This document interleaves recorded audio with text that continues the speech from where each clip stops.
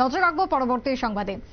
Panchayat vote এবার পিছিয়ে নেই আইপিএফটি, অর্থাৎ বিজেপির ছোট শরিক আইপিএফটিও এই মুহূর্তে পঞ্চায়েত ভোটকে সামনে রেখে ঝাঁপিয়ে পড়েছে।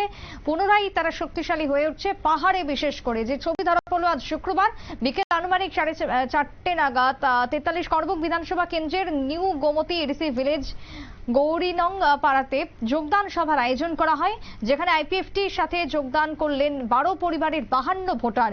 এবং এই যোগদান সভাতে উপস্থিত ছিলেন বিভাগের প্রেসিডেন্ট, করবুক বিভাগের প্রেসিডেন্ট ভগীরথ রিয়াং, যুব আইপিএফটি প্রেসিডেন্ট এবং আইপিএফটি করবুক বিভাগের অন্যান্য সদস্যরা। করবুক থেকে আইপিএফটির আজকের যোগদান সভাকে কেন্দ্র করে কি বক্তব্য উঠে এসেছে শোনাবো।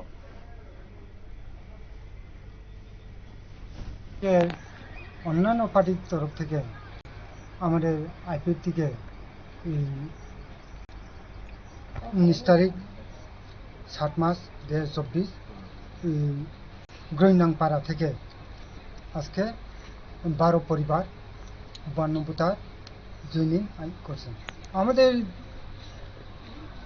এই আইপিএফটি করবুক ডিভিশন থেকে আমাদের আজ পর্যন্ত 22টার বিসির মধ্যে আমাদের 19টা বিসি আজ পর্যন্ত আমরা প্রার্থী দেওয়া সব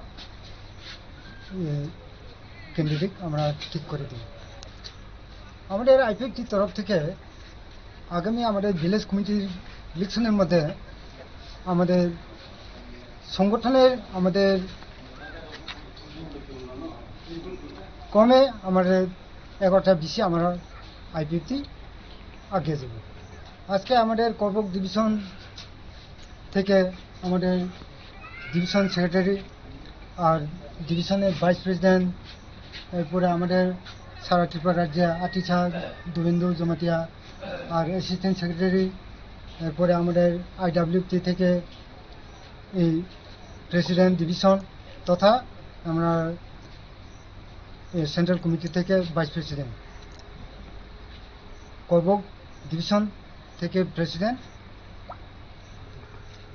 অন্যান্য পার্টি থেকে লিডার নাই, অথচ আমরা এখানে যারা ওই গ্রামীণ পাড়া থেকে আজকের এই পাড়াতে যারা আমাদের এই পাড়া পরিচালক হিসাবে তাদের মানে মেন।